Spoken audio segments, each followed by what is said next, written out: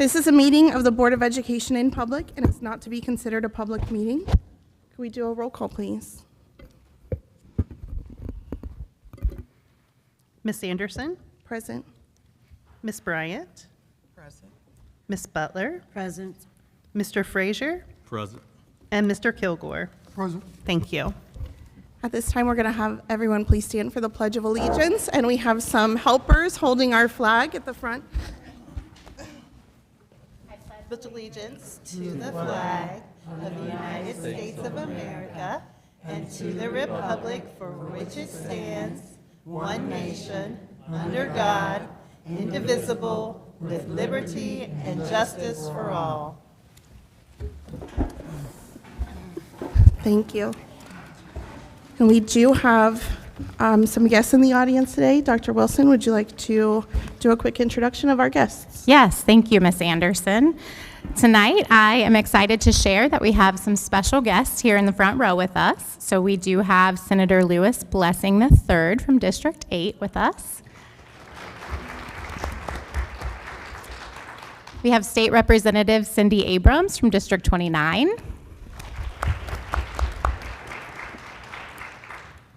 The Mayor of the City of Mount Healthy, Ms. Jennifer Moody. And Mount Healthy Council members Keisha Dosa and Peggy Rissell. We appreciate all of you being here this evening. Thank you so much. Thank you. Was there any discussion of the agenda? Okay, could I have a motion to accept the agenda for the April 20th board meeting? So move. Second. That was movement by Mr. Frazier and second by Mr. Kilgore. Could we do a vote, please? Ms. Anderson, Yes. Ms. Bryant, Yes. Ms. Butler, Yes. Mr. Frazier, Yes. and Mr. Kilgore. Yes. Thank you. Could we have a motion to accept the minutes from the regular meeting on March 16th? So move. Second. Mr. Frazier, and it was second by Ms. Bryant. Was there any discussion? Could we have a vote, please? Ms. Anderson, Yes. Ms. Bryant, Yes. Ms. Butler, Yes. Mr. Frazier, Yes. Mr. Kilgore. Yes. Thank you. Okay, at this time, it looks like we have a presentation from the Governor's Science of Reading Champions.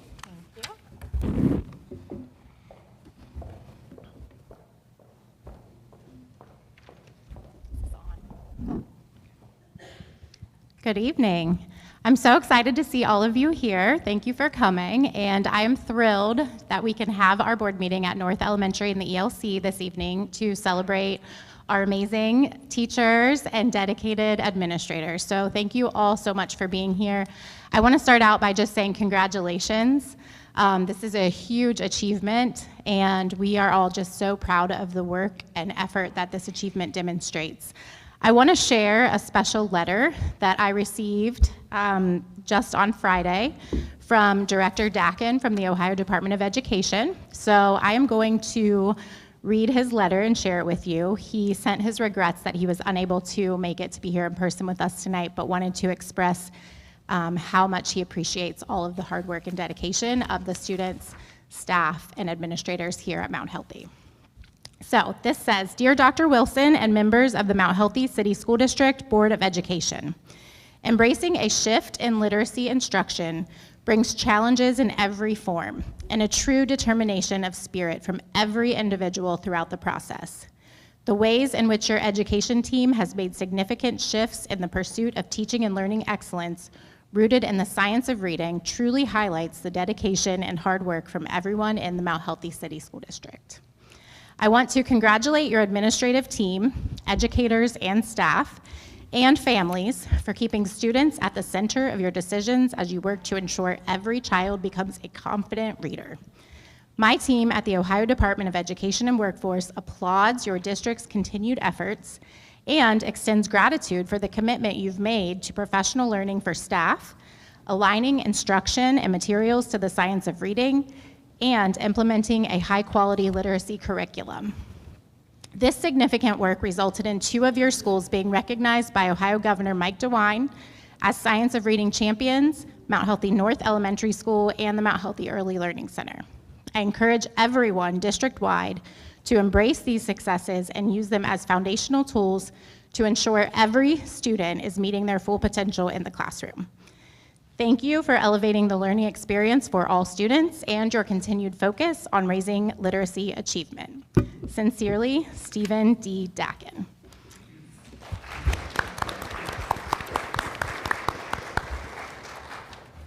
So at this time, I would like to invite Jana Wolf. She is our assistant superintendent, and Jana is really responsible for bringing the science of reading to the district many years ago. So I'm going to invite Jana Wolf up to take you on a journey and tell you a little bit about our history with science of reading and where we're at today.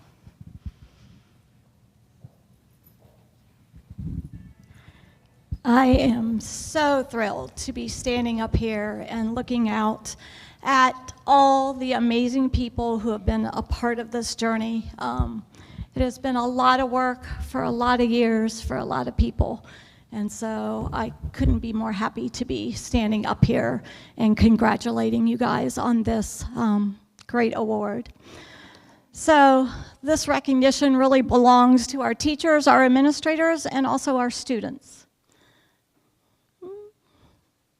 Oh, maybe have to turn it on.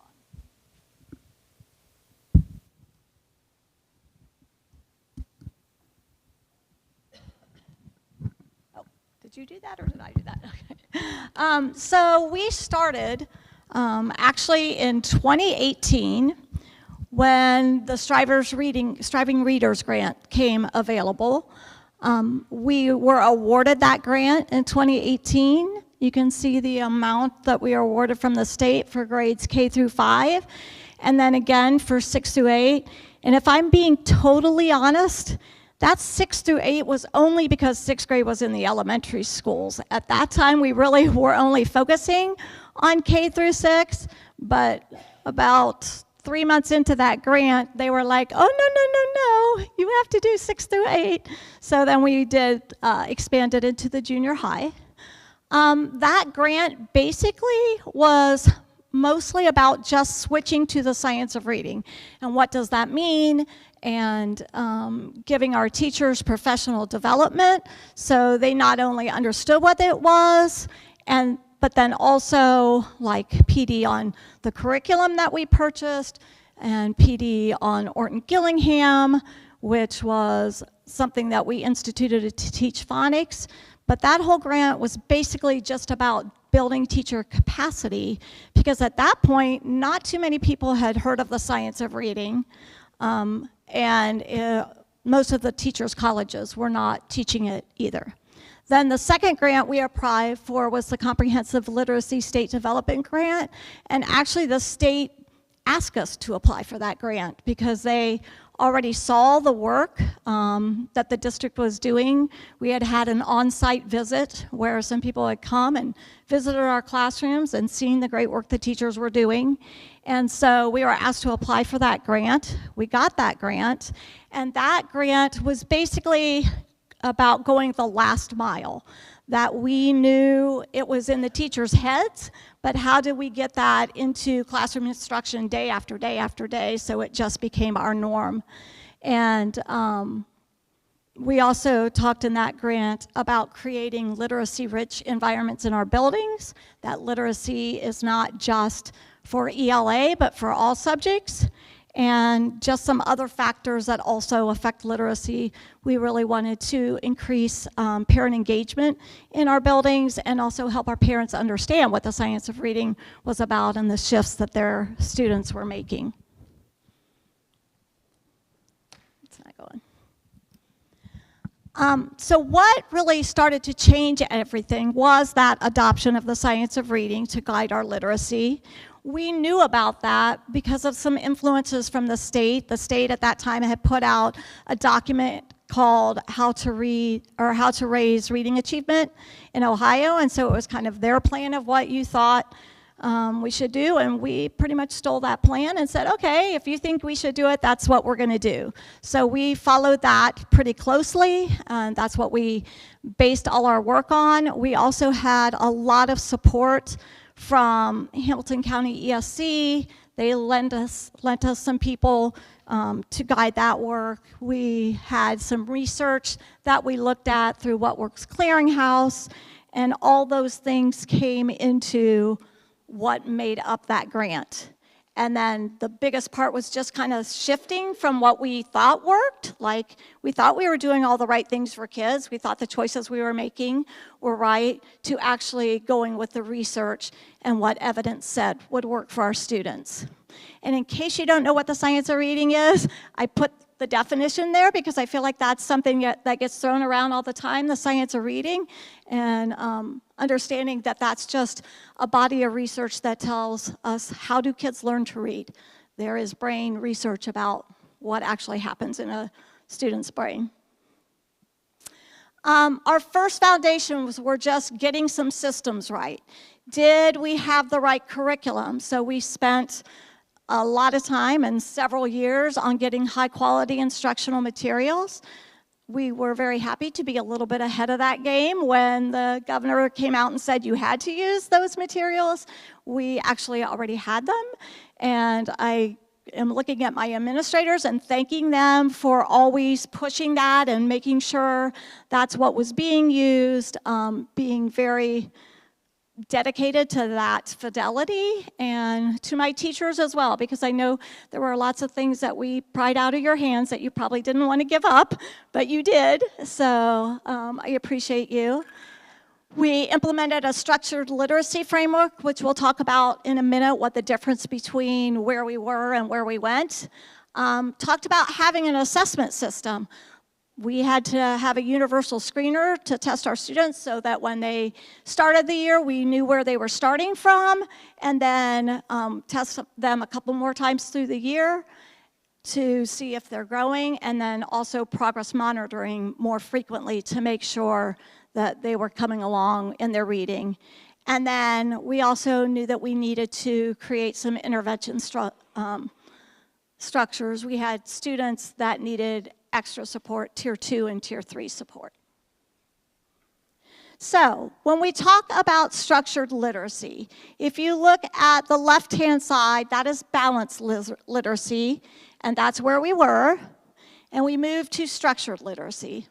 So phonemic awareness is something, honestly, I don't even know that many of our curriculums had that. I don't think we addressed that well at all. No fault of anybody, just that's not what the curriculum had. We didn't really realize the importance of that in our literacy journey, but that is kids just being aware of sounds in words. Then we did teach phonics, sort of, with balanced literacy, but it was more hit and miss. In structured literacy, it's very sequential. So the teachers learned that. I think high frequency words, kids did memorize, didn't always retain them though, and with structured literacy, you do look for the patterns that might already exist in that word, and then teach ones that have no pattern very explicitly. In their OG training that they do, they learned a red word sequence that teaches that. I would say the biggest one, and I think my teachers would agree with me, is switching from leveled text to decodable text. So we used to have books that would lower the levels to where kids may be. So you might have a 5th grader reading at a 2nd grade level book, but that has been shown to be not effective. Not that you can't ever use them, but generally that doesn't grow students. So it was having them read decodable books that have the patterns that they've already learned. So you don't hand them a book that has sounds that they haven't learned yet. Then also focusing on instead of the meaning of the text, looking at correcting when they misread a word. And when they talk about 3 cueing, it might be like, as a student was reading a book, the teacher might say, look at the picture, what is that a picture of? And the student might say puppy. But in the story, the word is dog. And so in the old system, you would just kind of let the puppy go, okay, well, they've got the idea. Whereas in structured literacy, it's important that they look at the beginning of the word, the end of the word, and know that that word is dog and not puppy. And with balanced literacy, kind of think that students get better at reading by just reading more. And in structured literacy, they get better at reading by teaching them that code that they have to determine, that letters make sounds. And then the point of reading instruction is to get students to love reading, which is important, but with structured literacy, the point of getting students to have good reading instruction is to actually teach them to read. And once they know how to read, then they probably will already love reading. A big part of the grant was investing in adult learning. So we gave the teachers letters training. That was something that was in Ohio's document way in the back of an appendix. But we did that, and just so people sitting here that don't know letters, it is a very intensive training. The teachers did 8 face-to-face meetings over a 2-year period of 6 hours each. But in addition to that, they did online modules, and they did over 71 and a half hours of extra online work to learn that material. And when I saw that last night, I had forgotten that that was the amount of hours they had put. So just there, they need a big round of applause for all those extra hours. And I might not have been their favorite person at all times when I would remind them, like, hey, you're behind. But they just did a fantastic job with that. And then we also gave the teachers IMSC OG training, Orton Gillingham training, which teaches them a way to teach phonics that's multisensory. We had the first summer, I think in 2019, 54 teachers go through that. And ever since that, we have continued to train teachers every year, except for this one, in OG, and we will. So the instructional shifts in the classroom, how did it look different for students? We did explicit systematic phonics. We did knowledge building through text. The curriculum that we adopted is called a knowledge building curriculum, where the stories that the students are reading build knowledge about a certain topic. We connected writing to reading. A lot of times in the past, I think there was a lot of free writes where kids would just write in a journal, and not that that's bad, but having their writing connected to their reading helps them understand and explain what they're reading much better. And then also doing small group instruction driven by data. And this graphic is actually one that ended up getting put up in every classroom because it helped teachers and students know just how complex reading is. It is not a natural process to read. It's a natural process to talk, but not to read. And so all those strands weave into skilled reading. The bottom part is that decoding piece. Do they know phonological awareness? Do they know phonics? Can they decode? And then the top part is more the language comprehension. So once a student knows how to decode words and read, do they understand what they're reading? And that can be affected, we feel, a lot in our district sometimes by background knowledge. Like there's things that they just have never been exposed to. And so they read a story and there's nothing to stick it to, no sticky glue to stick it to. Also part of that top part is vocabulary, so having explicit teaching of vocabulary and language structures. We've all read stories where you read the sentence, you're like, what? What does that sentence mean? And so breaking that apart for students so that they can understand it. But for them to be proficient readers, they have to have both halves of those going. So helping students understand too, like, hey, if you're struggling, it's okay. It's really, really hard to learn to read. We had monitoring and accountability. We know that it was really important to measure what we thought mattered. So again, both teachers and my administrators really did a great job of looking at data. They still do. I'm sure all the teachers here will tell you that they're still looking at data. We looked at data in DLT, BLT, and their teacher-based teams. At the building level, they looked at coaching cycles. We had coaches for the grant. That's something that it provided for us. So we had coaches working with our teachers. We did something that was called a time audit, which was probably the least popular thing in the district at the time. But we went in and we watched their reading. I see some smiles back there. We went into their reading block for the whole entire time. So we dedicated 120 minutes to reading in K through 3, and somebody sat in their room that whole 120 minutes and made sure, like, are the kids really getting 120 minutes, or are you taking a bathroom break in the middle of that, or are you, stopping to discipline students? So we looked at the actual time that was being spent, and then we looked at the components too. It's like, okay, you're teaching vocabulary and you're spending 10 minutes on it, and yes, you're playing a game, or yes, you're introducing the words, and that's exactly what we need you to do. So we looked at the different components of literacy and how it was being spent. It was never tied to an individual teacher. It came together.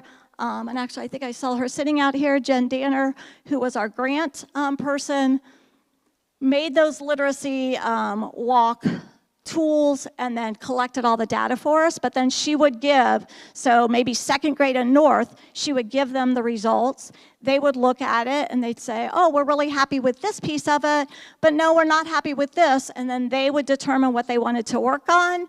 The coaches would work on them to get that area stronger. They would go in and watch in their classrooms, and that's how we kind of got those literacy blocks really, really solid. We looked at walkthrough data, which is different, just going in that 10-minute snapshot. And then we also do something called an RTFI every year, which just tells, are the literacy structures in your building as solid as they need to be to have good literacy instruction. So through the years, for many, many years, to this day, they still look at all those things. And then the district obviously gave any oversight and support that we could. What things were hard as we were trying to do this? Time for training. I already told you how much time letters takes. OG at the beginning was 5 days of 30 hours. So that just finding the time to do training was a challenge. And then just shifting. Anybody who's tried to lose weight and go on a diet and you're like, I'm going to change and I'm not going to eat any sugar. You know how hard that is to change. Well, when you're a teacher and you've been doing things for a long time, shifting those beliefs is not easy. It's not an easy change.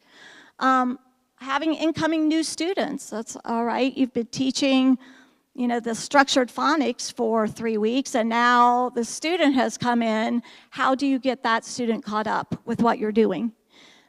Same with onboarding new teachers. We do have new teachers in the district yearly, and so how do you get those teachers caught up with all this intensive training that the other teachers have been doing? We were very, very lucky with the grant. We were able to train 12 people to be letters facilitators. Thankfully, 6 of them are still with us today, and I see some of them sitting out there, Marla Waldron and Connie Conrad and Stacy Davis. Who am I forgetting? Kim Pageant. Sharon Vitterick is not here. Did I get everybody, I think? So we're very grateful that they are still our letters facilitators. And just so you know, yeah, please clap. And just so you know, they have to do 8 hours every year to maintain that. So we did that in the summer of 19 and 20. And so since then, they still have been doing 8 hours every year to keep that up so that they can train our new teachers. And we also have Jen Harry, who I think is sitting back here somewhere. She went through 3 years of intensive training to become our district OG trainer, because again, we knew that once the life of the grant was gone, that we would not be able to afford that training. Thank goodness we did that. So she can always offer our OG training, and we don't have to bring anybody else in and paid them to do that. So we're also very grateful to Jen. And then our biggest challenge was probably we were right in the middle of seeing some progress and COVID hit. So we got the grant in 2018, we were just starting this, and obviously in March of 2020 we went out. But I will say these fabulous teachers and administrators found ways to keep this going through virtual learning. They just did a great job of keeping it going, which when you have little kids riding in sand and all the things they do for OG, that's not an easy transition to go virtual. So what are the evidence of impact of our impact? So I feel really badly that that North report card is kind of washed out, but this was their report card from last year. So overall, all the grades got a light blue, which is students made more progress than expected. The middle part is supposed to be green, and that's where students are making what you expect. That was our 4th and 5th grade. And then 6th grade was that there is much more evidence that they are growing more than what you would expect them to grow. Now, what is pretty amazing about that is I want you to remember that we went into fiscal emergency in 2024. So we were having to RIF some teachers. So when last year they went with classrooms that had gone up to 25 students, where they were sitting probably in the upper grades, more like 15 or 16, and they had 100 less staff to do the work. So that is amazing that they made that growth. I cannot wait to see what they do this year. Our ELC had a 47% increase from students that started off track to on track by the end of the year.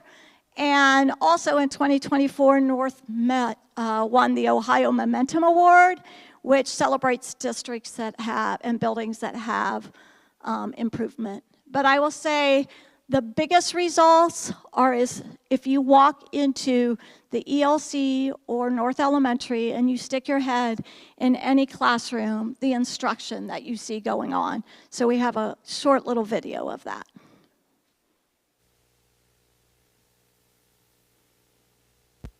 I forgot to get an extra one. You got your D? All right, let me see. You put it at the bottom of your tray. Watch, she's going to show you what your tray should look like. She put the D right down at the bottom. Now, can you find aw? Oh, it says aw. Put it right next to your D. Now, we got our D first. Here, we'll move it over here so we can see. Our D is first, and then we have our O. Did you make yours look like that? Yeah! Oh, boy. Now, can you find G? G. I found G. Put your G and put it after the O. I know what to say. I know what Uh-oh. Did we make a word? Yes. Dog. What is the word? Dog. Dog. That's awesome. Now listen. Let's see if you can follow directions. Cat. I want you to take the O away. Put the O away and put an I. Can you take the O away and put an I? Yeah.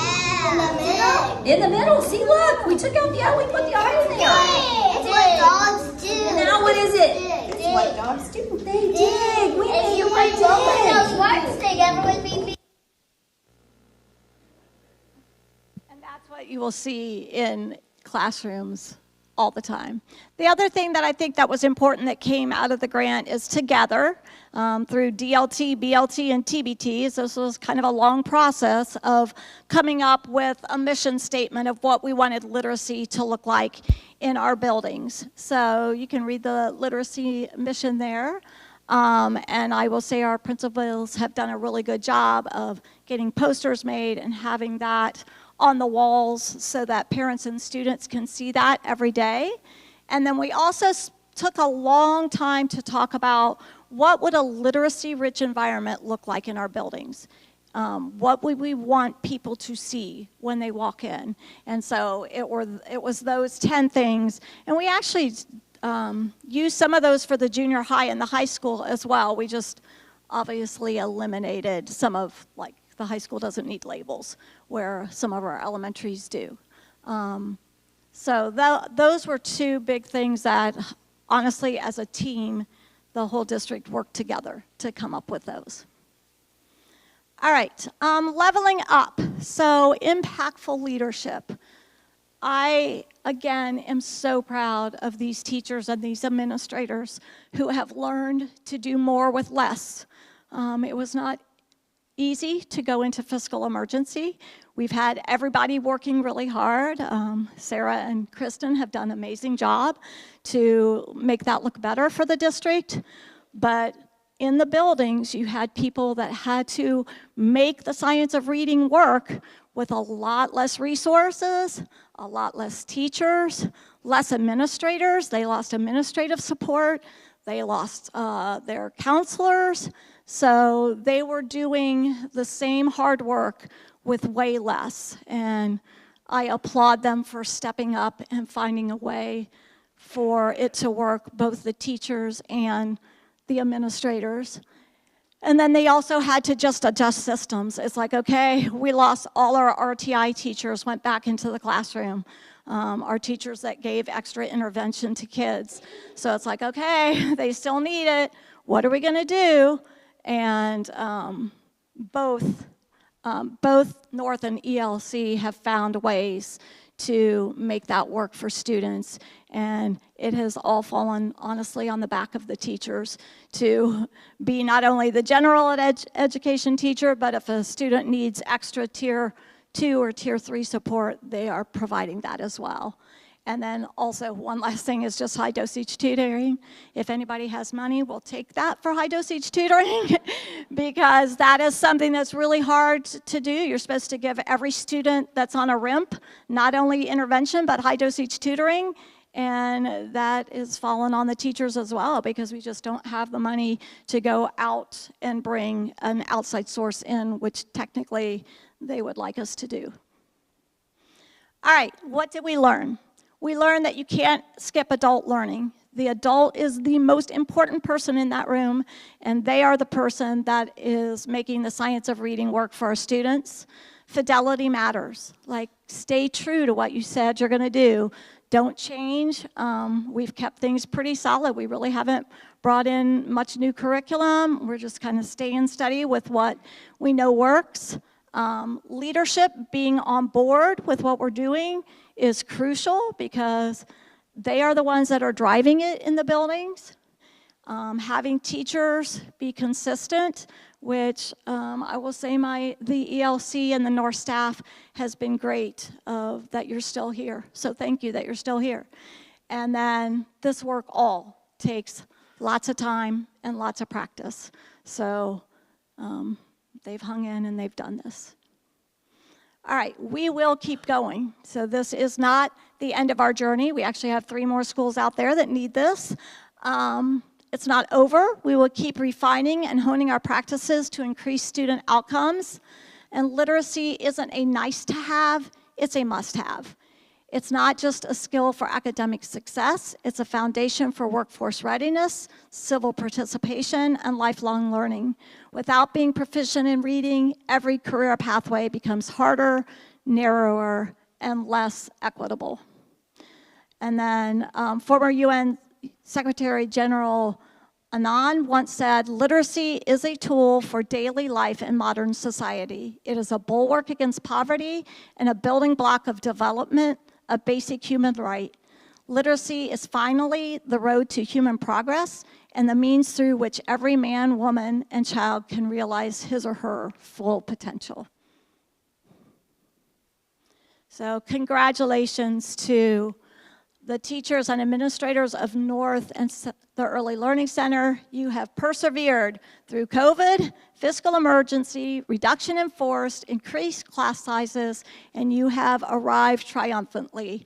We are incredibly proud of your resilience, tenacity, and achievement. And our hashtag worthy talks about the T is tenacity and R is resilience. So we are very, very proud of you.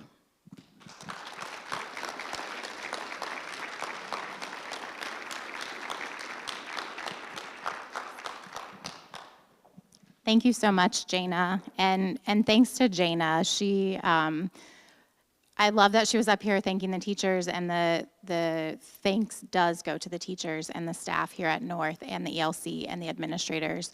I also just want to take a moment to thank Jana Wolf as the assistant superintendent and the person overseeing teaching and learning for having the foresight and the knowledge and the open-mindedness to bring the science of reading to our district long before it was ever a law, and implement it, and has provided a foundation to us that we've just been able to continue to build upon. So thank you.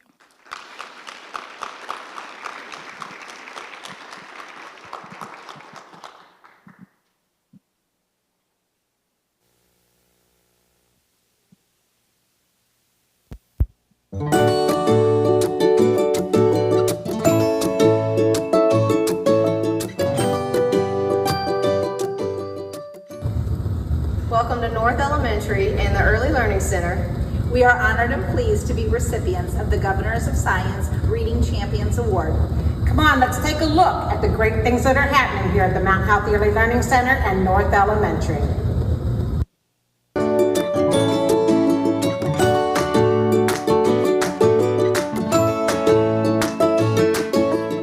Good job, Kaylee. All right, if I put Mecca here, now what does it say? Oh, Kendrick, wait. Mecca.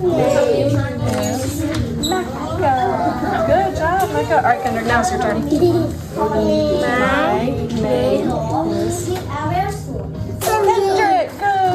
good job, Kendrick. How many do you see here? Miss Winnie, I want to do myself.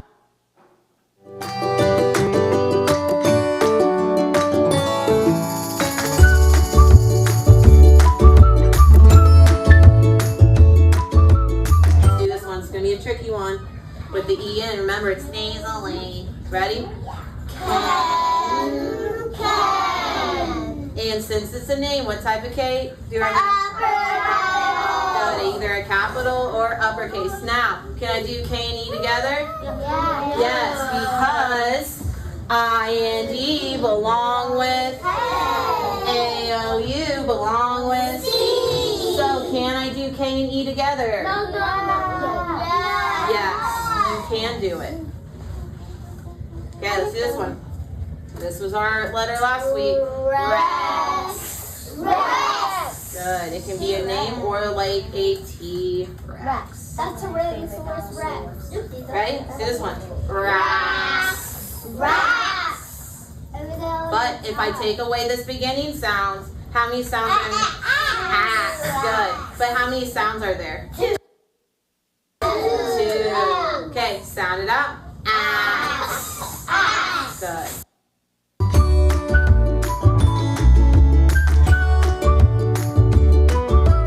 And why is it important to be able to read? So you could get smart. Why is it important to know our letters and sounds? So we could read them like that. Why is it important to know our vowels? Because everyone has to have a vowel. And why is it important to learn to read? So you could act smart. All right, why is it important to know our letters and sounds? So we can read books and learn. And what is Miss Riley? What is so special about her? That she help us read. I can read. I can read. We can read.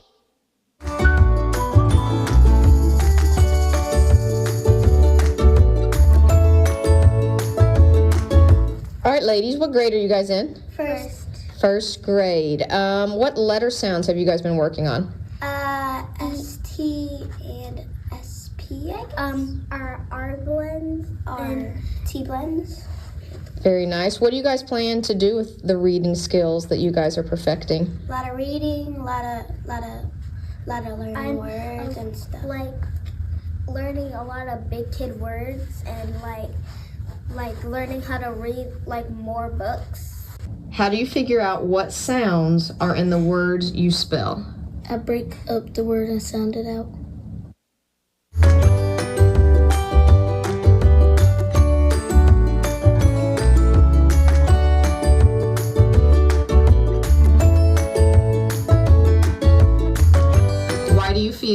North was awarded the Science of Reading Award? Because our teachers taught us how to read good.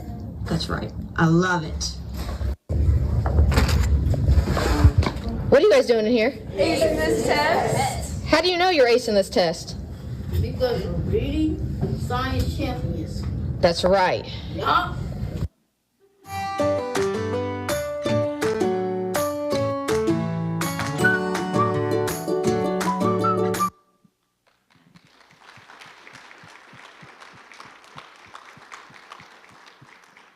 At this time, I would like to call Miss Jane Godey up to the podium. She is the principal of the Early Learning Center, and I would just like to invite you to say a few words about your amazing staff.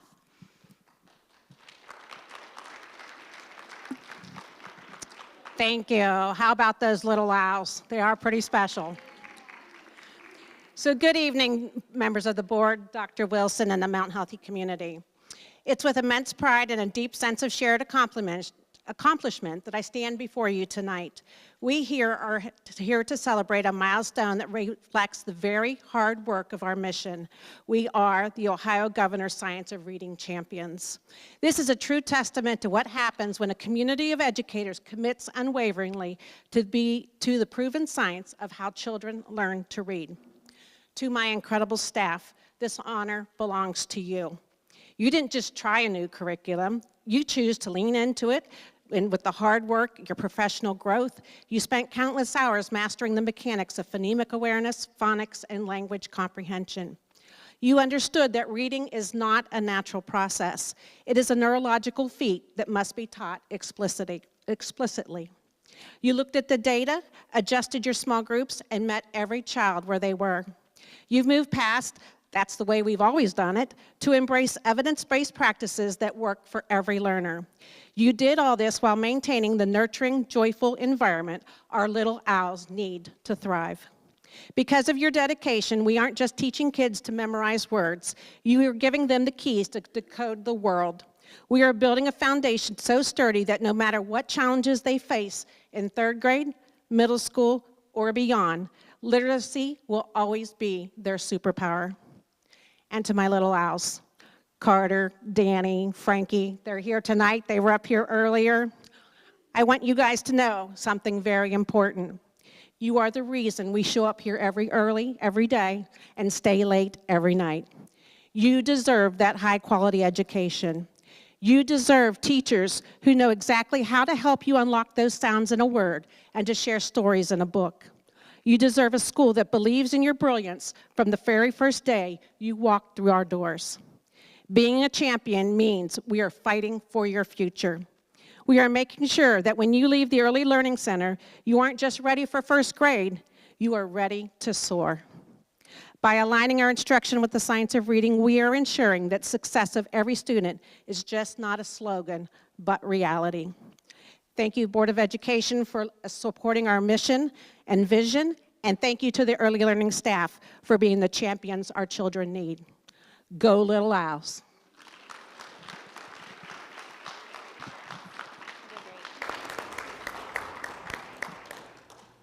Thank you, Ms. Godey. Now I'd like to invite Ms. Lisa Smith up. Ms. Smith is the principal of North Elementary.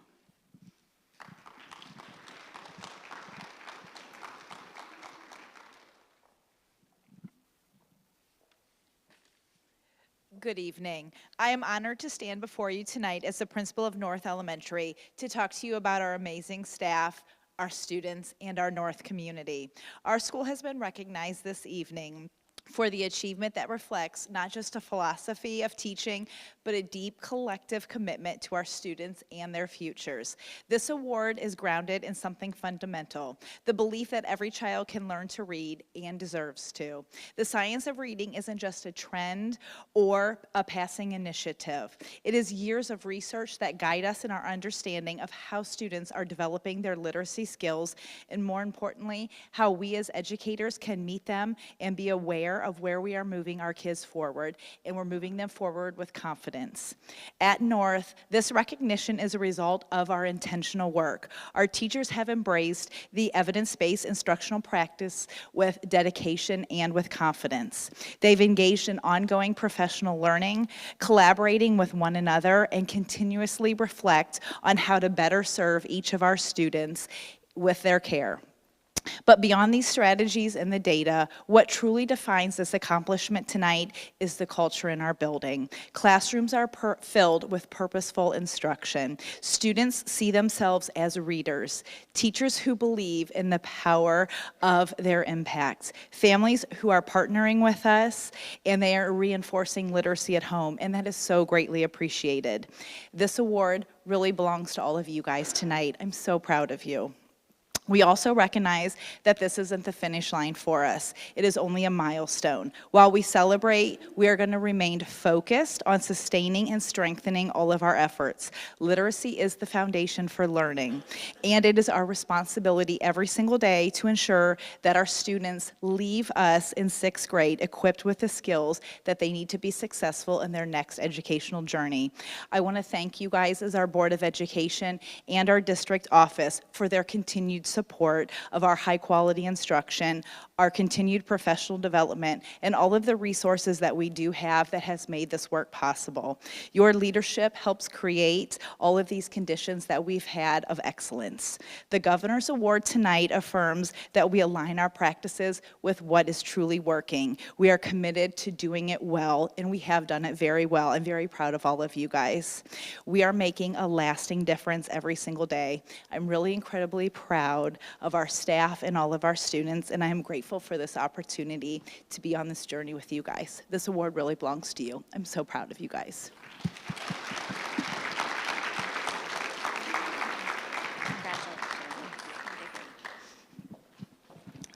Okay, and now I'd like to turn it over to some of our special guests and invite them up to say a few words if they'd like. So, Senator Blessing, we'll start with you.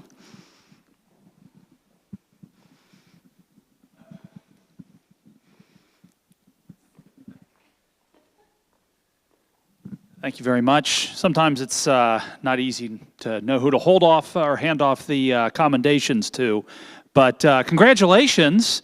I mean, it's a great honor. Not that many schools throughout the state get this, and you are to be commended for your work in this space. But more importantly, because you've done it with such a lean operation. And you know, as I'm watching the presentations, as I'm listening to Jana Wolf speak, as I'm listening to Superintendent Wilson speak, I'm thinking in the back of my mind, imagine what you guys are going to be able to do when you pass that levy coming up. So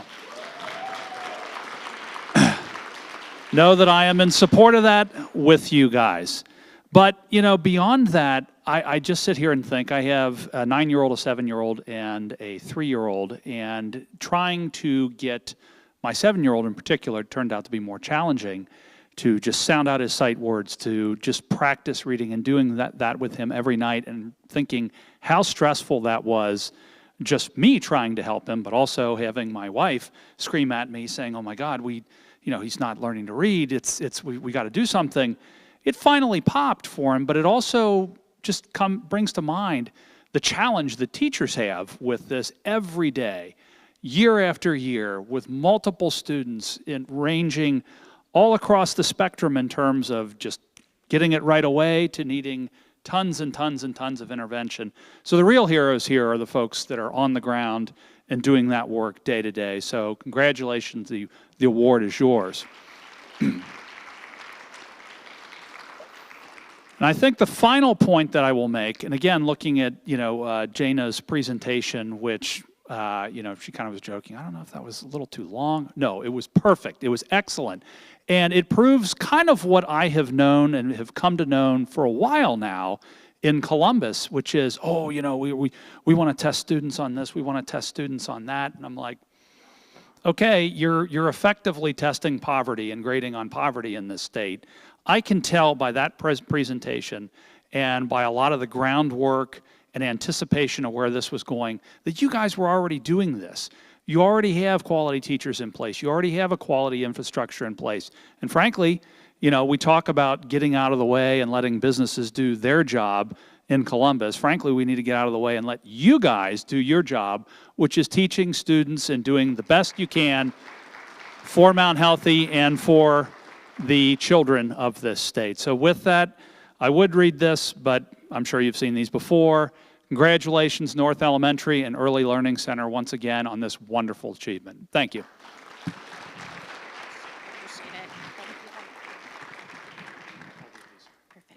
Thank you, Senator Blessing. Next, I'd like to invite Representative Abrams to come to the podium.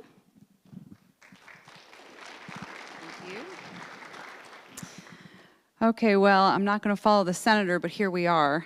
So the upper chamber, of course, can go first, and that's fine, and I agree with everything he said. As a matter of fact, we obviously share House District 29, and his Senate district is, my House district is in it.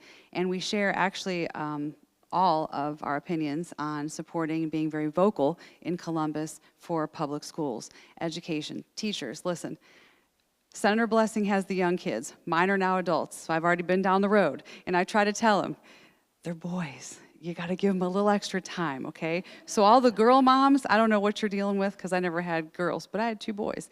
And listen, we went down the road. One needed extra work because he was bored and obviously got things very easily. And the other son needed obviously intervention and needed extra help learning. But guess what? They're both smart. Anyway, so I just want to say that use us while we're here in the General Assembly. We're only here for a short time, of course, 8 years in the House, 8 years in the Senate. So if you need us, please reach out to us because we sincerely are here to support you in the work you do. Teachers, I couldn't do your job. Thank you, thank you, thank you for what you do every single day. And the school board supporting you, and of course the administrators and your new superintendent, which I'm very excited to sit down with and have a conversation with. So I too have a commendation from the House celebrating not only this school, of course, North, but the ELC. I will say when I took a tour with the governor of the Early Learning Center, I was so impressed. And I was so, this is what we need to do statewide. This is how we need to educate these kiddos. And I'm with the senator, hey, let's clear the deck and ask you what the heck should we be doing here with these kids so they actually get it and learn and not test them to death, quite frankly. So I will stop there, and congratulations, and I'm so happy to celebrate this with you.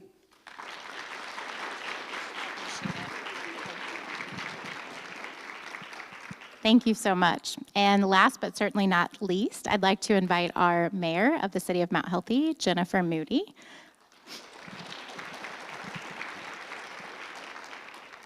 Thanks. Well, it's an honor and a privilege to be here. I spent many years here in this district. I retired from the Mount Healthy School District. I was the principal here at North when it opened up. I have a lot of emotions walking into this building.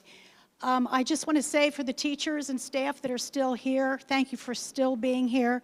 For the newbies, it's a special place to be. This is a special district. People will say to me, where did you do your educational career? And I said, almost all of it in Mount Healthy. And they'll go, Mount Healthy? And I go, it was the best, most enriching experience I ever had. And I just want to say that as a mayor now of Mount Healthy, you know, the city is small, but the district's bigger. And as mayor, and I have 2 council people with me tonight, more would have come. We've got another meeting going on. Mrs. Keisha Dosa and Miss Peggy Rissell. And Peggy is a graduate of Mount Healthy High School. And it's very dear to us. And what you've done here is amazing. But it's not surprising because you are a great staff. This is a great school district, and I will tell you, even though there's some tough times here and you've gone into physical emergency, and City Manager Scott Bauer is on the commission, he's been very impressed with Dr. Wilson and Kristen Yancey for all the work that is being done to get this district physically sound again, and it's not easy. And I'm so glad we have state representatives here from the Senate and the House, because this is an effort that has to go across city, township, and state, and even the federal government. And in Mount Healthy, in the city, we are committed to revitalizing the city, but we're also very connected with Colerain and Springfield Township and Hamilton County. We've been getting grant funds from the county. We've been working with the administrations in Springfield and Colerain Township. Is there anything that we can do in the city of Mount Healthy? We need to connect and stay connected. And I certainly appreciate the time that I've spent with Dr. Wilson. And I certainly appreciate all the work the school board does, because it's a thankless task. But the honors go to you and your kids. These kids and these families deserve the best. And they get the best from you guys. So it's been an honor and a privilege to be here, and I'm so excited for you. And I'm so proud to say that I was at North at one time, because look what you got tonight. You got a state award. Thank you.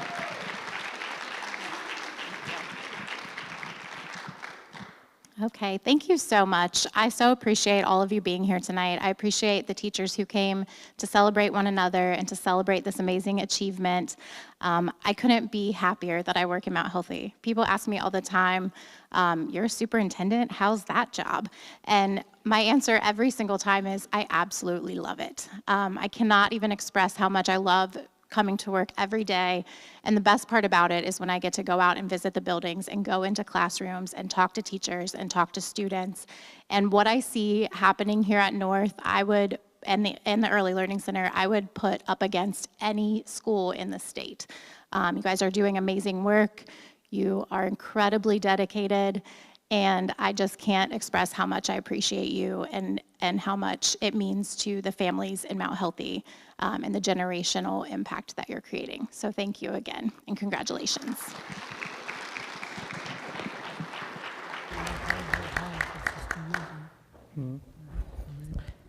Thank you so much, Dr. Wilson.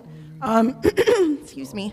I just want to reiterate how impressive the work that the staff and the students have done is. It's hard enough to maintain the status quo all of the time, let alone to create new opportunities for growth. Also to do those when we're facing such, challenges like COVID and like our fiscal emergency. But as Mayor Moody said, I think if you live in this community, you're not surprised by that at all. I think that Mount Healthy is better than anyone at creating opportunities from obstacles. I've said it 1,000 times before, and I will say it again tonight. I think that our district has the hardest working students and staff, and our community has more heart than any other community that exists today. So congratulations again to the students and the staff and the administration that worked on this. And I just want to say thank you all that did this, and we appreciate all the work that you've put into it. It's amazing.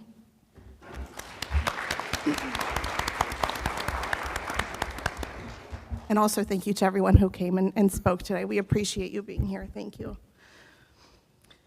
Okay, that's going to be hard to follow, but we do have to move on, unfortunately. We are going to move on to the Mount Healthy Teachers Association. Was there anything from the Teachers Association today?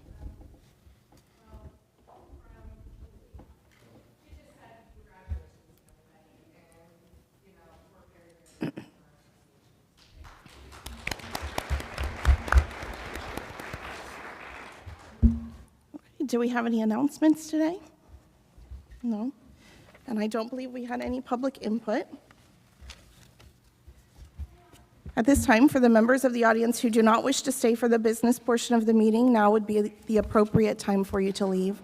We thank you again so much for coming. Thank you for being here. Thank you so much. Thank you.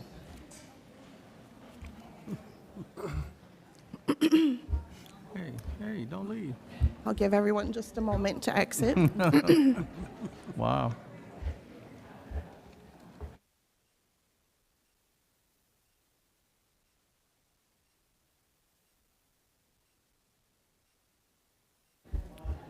Let's hoping them two stay. This is directly for them. Okay.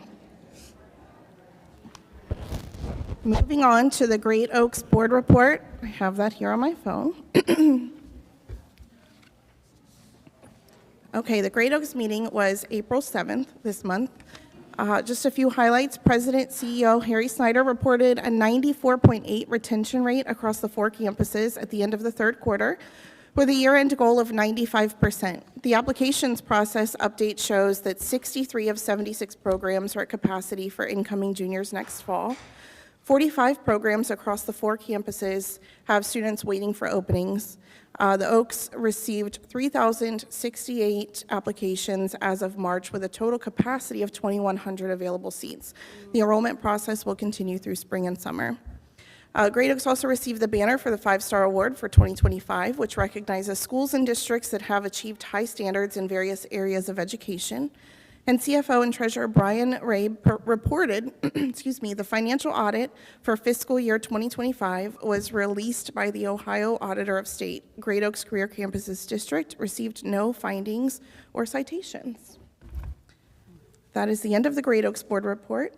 Mr. Frazier, the Legislative Liaison report.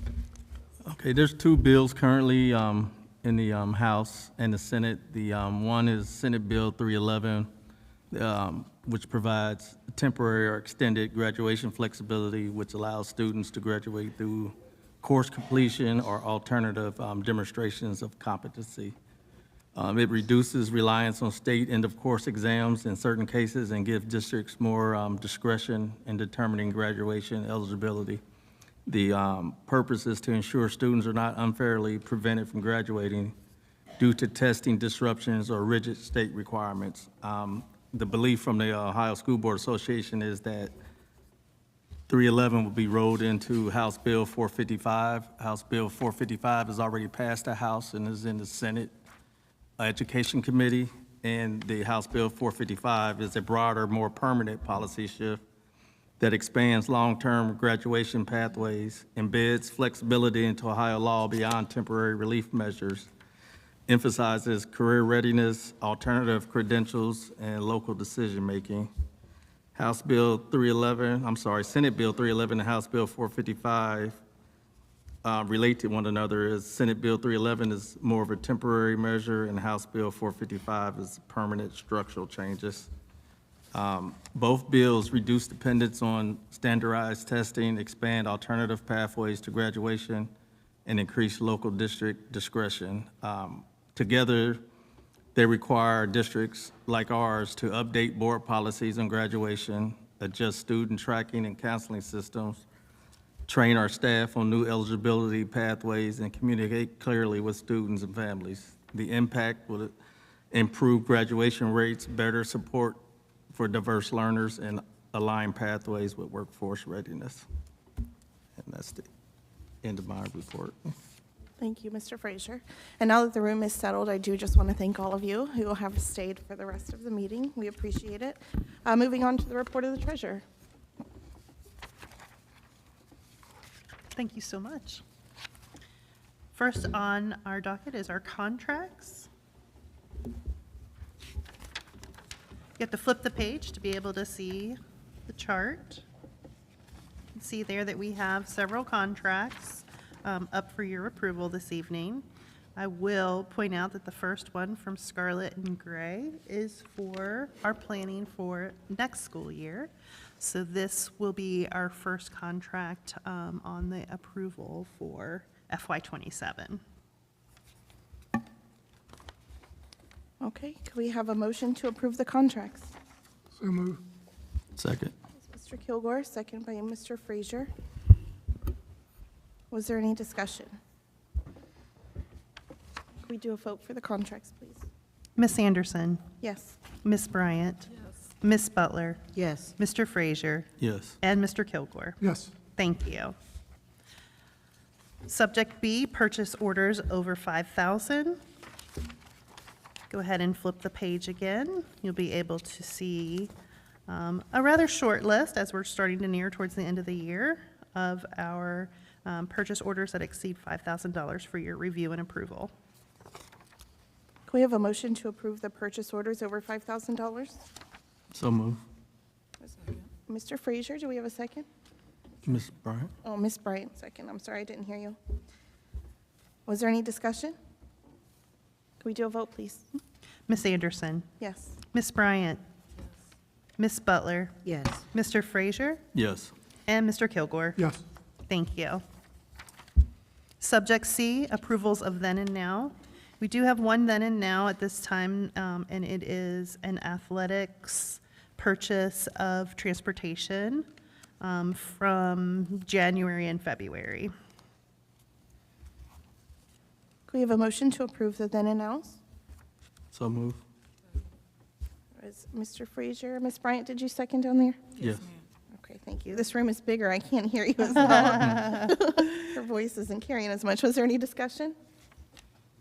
Okay, can we take a vote, please? Ms. Anderson, Yes. Ms. Bryant, Ms. Butler, Yes. Mr. Frazier, Yes. and Mr. Kilgore. Yes. Thank you. That's all for me this evening. Thank you. Thank you so much.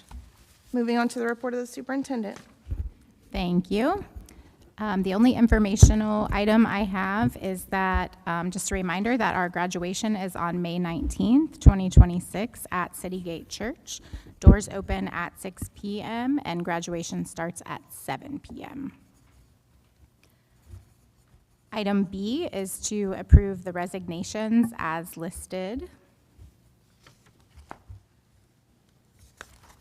Can we have a motion to approve the resignations? So move. It's Mr. Frazier and Ms. Bryant second down there? Yes. Okay. Was there any discussion? Can we do a vote, please? Ms. Anderson, Yes. Ms. Bryant, Ms. Butler, Yes. Mr. Frazier, Yes. and Mr. Kilgore. Yes. Thank you. Thank you. Item C is to approve the reduction in force. And if you remember, we discussed this when we reviewed the new financial recovery plan. And those staff members have been notified. They are listed there below. Okay. Can we have a motion to approve the reduction in force, please?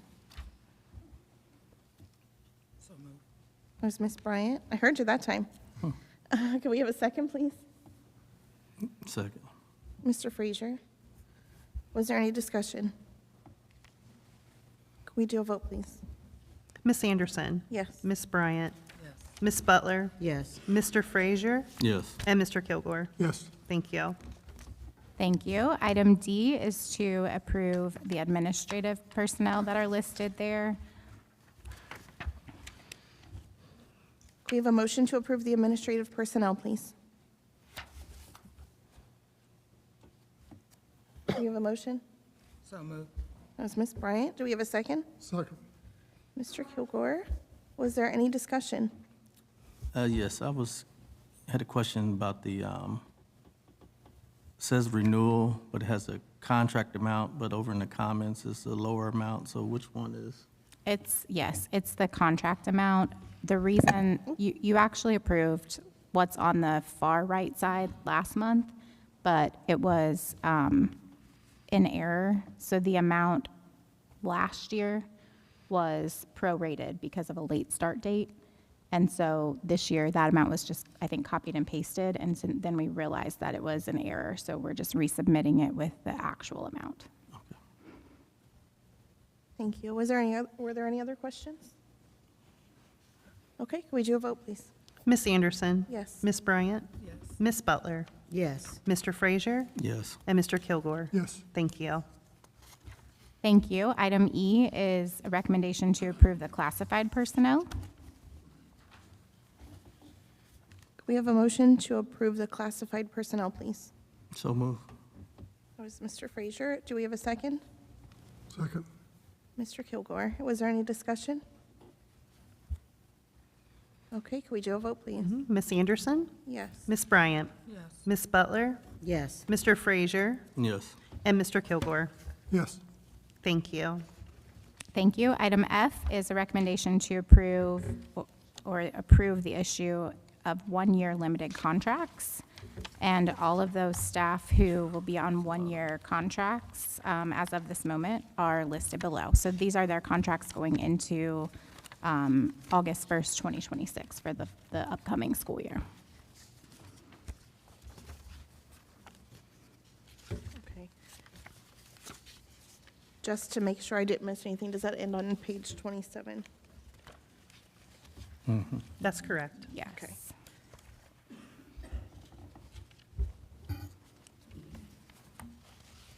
And as a reminder, these are the same contract amounts Right. as this year.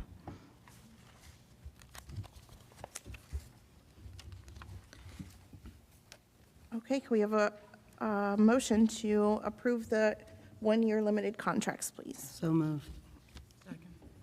All right, that was Ms. Butler and Ms. Bryant, second. Was there any discussion? I would like to share that my staff and HR staff sat down and went through each one of these and made sure that they were correct in our payroll system and our HR system. We spent a couple hours just kind of comparing it to our salary schedule to make sure that these were as correct as possible for this approval. So Thank you. we've been doing a lot of kind of cleaning up of systems, so we sat down and took care of that in preparation for this.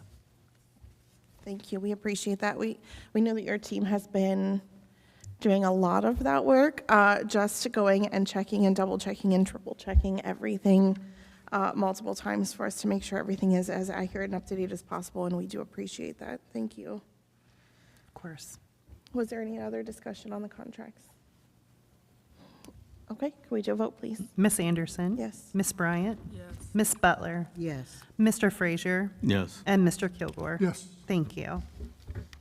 Thank you. Item G is to approve the issuance of the following 2-year limited contracts.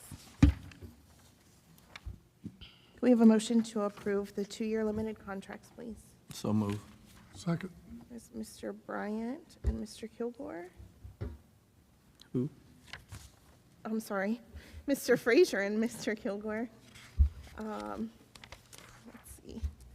For a second, I thought I heard her voice down there, which is why I got confused. I did. Oh, did you? At the same time. Well, we'll go with Frazier and Kilgore. Let's see. Okay, was there any discussion on these? Could we do a vote, please? Miss Anderson? Yes. Miss Bryant? Yes. Miss Butler? Yes. Mr. Frazier? Yes. And Mr. Kilgore? Yes. Thank you. Thank you. Item H is to approve the supplemental duty positions listed there. Could we have a motion to approve the supplemental duty positions? So moved. Second. All right, that motion was by Ms. Butler, second by Mr. Frazier. Is there any discussion? Could we have a vote, please? Miss Anderson? Yes. Miss Bryant? Yes. Miss Butler? Yes. Mr. Frazier? Yes. And Mr. Kilgore? Yes. Thank you. All right. And that's it for my report. Thank you so much, Dr. Wilson.